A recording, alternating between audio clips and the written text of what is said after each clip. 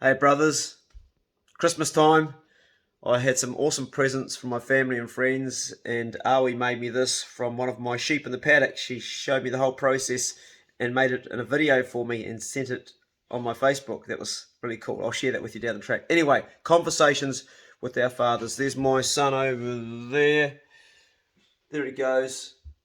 And we have conversations, and he knows that he can say anything to me at any time about anything at all that I may have done wrong as a dad, I may have stuffed up, and we just have conversations. In the last couple of days, we've been having just awesome conversations, just shooting the shit about everything and anything. But some of you out there know that you have to have a conversation still with your father about something, and you're putting it off because you're afraid of the reaction your dad's going to have. And I know this because I had this conversation with my father years ago. I was about 30, and he was working on the P&O cruise boats as a port lecturer, and we actually had a falling out, and it brought everything to a head, and I had the conversation with him that I needed to have. He didn't validate anything in the conversation, and I really, really wish he had, because it would have made the next 25 years after that conversation a lot easier for me. So I had to go through it and work through it myself, but at least I got it out of myself. So if you have something that you need to say to your father and talk to him about, have that conversation now. Stop putting it off, because your father will most likely die before you. And it's a lot easier to have that conversation with your dad during the living years. And I'll talk about the living years. My son and I have had numerous conversations, and we've also had conversations about the things that I've done wrong as a dad in the past, and it's been really important for my son. We actually did some emotional freedom technique, that's tapping. He talked to me about something that I'd done when I was probably in my late 30s, and he was just a little boy that he could still remember, and it hurt him. And emotional freedom technique is where you actually tap the body in certain places, you bring up that really painful thing, and you go to the subconscious. And you say, even though I have this horrible feeling, I still love and can you remember the words? It's been so long since we've done it. I still love and accept myself. That's it. And there's different points. You can Google. I used to do a lot of emotional freedom tapping. It's actually called. You can Google it. Working with people when I was in Germany on mentoring them on how to be on stage to help them get with their fear. Okay. Yeah, a lot of people who have fear. Speaking of being on stage, we played St. Patrick's Day this year together. He's not a drummer, my son. Not a drummer at all, but we just gave him a set of drums. He's got naturally really good timing, and it was a really cool gig. And we might do it again next year too, I'm not sure yet. But anyway, off track a little bit. Have that conversation with your father. Ring him today, say, hey Dad, I'm coming around, and approach that thing that you've been keeping that you need to talk to him about. It might be something small, it might be something massive, but it will release you from a lot of unhappiness within yourself. So make that your New Year's resolution. If you can't do it directly today, give yourself a set of guidelines. Write down the things exactly you want to say, so it's on a piece of paper, so you don't get caught up in the electricity of the emotion with them. If you have a grievance, write it down, be clear about it. Sit down with your father. Start the conversation by saying, Dad, I love you very, very much. You're my father. You're the man that I look up to. Start off on a good note. Or even if you don't look up to him, if you don't respect him, because you may have a father you don't respect at all and that's been really like an absolute arsehole, you may just have to find some common ground that you can start. Maybe he's interested in cars, or maybe he's interested in fishing, or maybe he's interested in hunting. Go around and start the conversation on some common ground just so you can connect. And I would also say to you to shake his hand when you greet him, even if it's not something that you normally do, because once you connect up on a physical level, or you might want to even give him a hug, but shaking his hand will open things up a little bit. The other thing I would suggest you do is I would suggest you make a cup of tea before the conversation.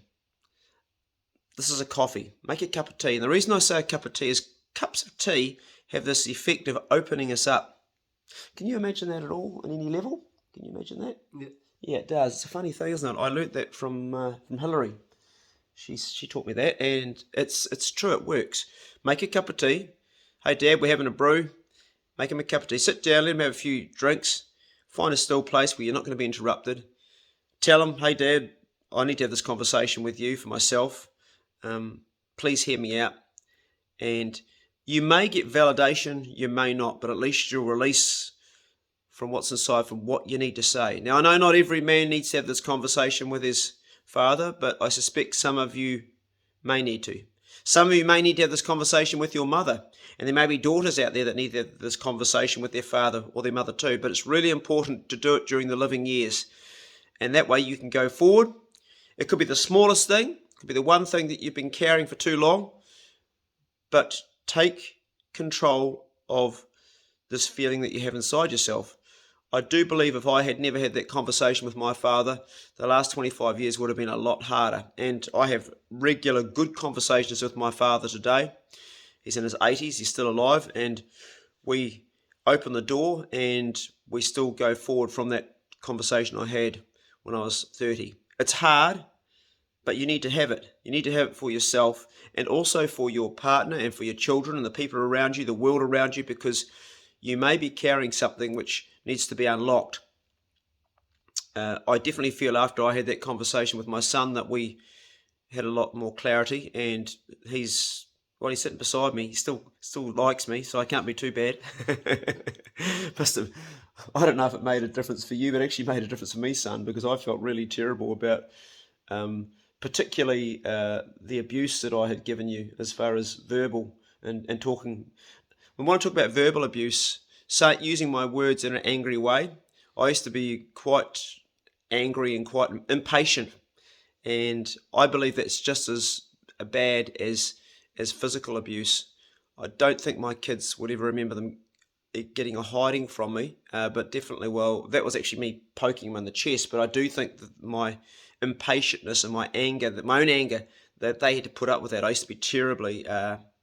had to get it. I was a perfectionist. Everything I do in the studio, they'd have to be quiet in the house if I was making music, or if I was back then I was making music, and it would have been very difficult to be around me because I was like obsessed with music and I couldn't see what I was doing. I was absolutely blind to the damage I was doing to my children, and these conversations were important. It was important for me to own my own shit, and it was important for them to hear me say that I'm really sorry, and that was inappropriate, and I could have done better.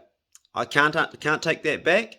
I wish I could, but I can't. But what I can do is I can validate their grievance about it, and that was really, really important. And it may be, as the years go on, there's maybe other things that come up that you need to talk about and we need to talk about. So you've got to keep that door open and be transparent with your children.